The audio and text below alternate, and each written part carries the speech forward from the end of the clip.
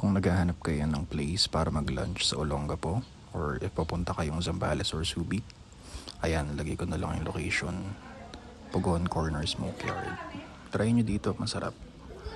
Mostly nang nasa menu nila talagang smoky flavor.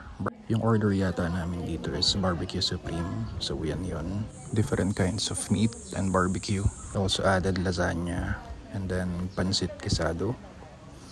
We also ordered pizza. And of course, nagkape din.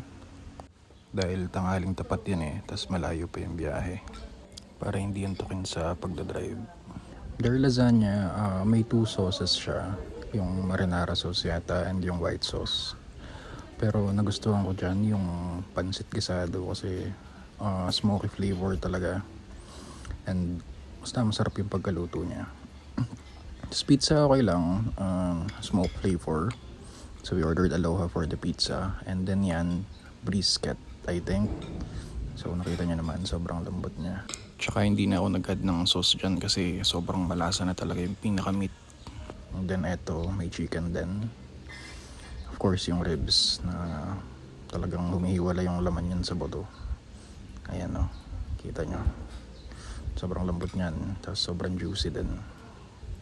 So kung papunta kayo ng Subic or Zambales, I suggest this place kasi sulit talaga. And quality yung meats nila. Tapos lahat ng food masarap. Also yung coffee, if may lagay sa kape or yung matapang na kape.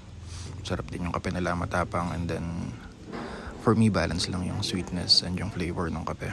So yan lang guys.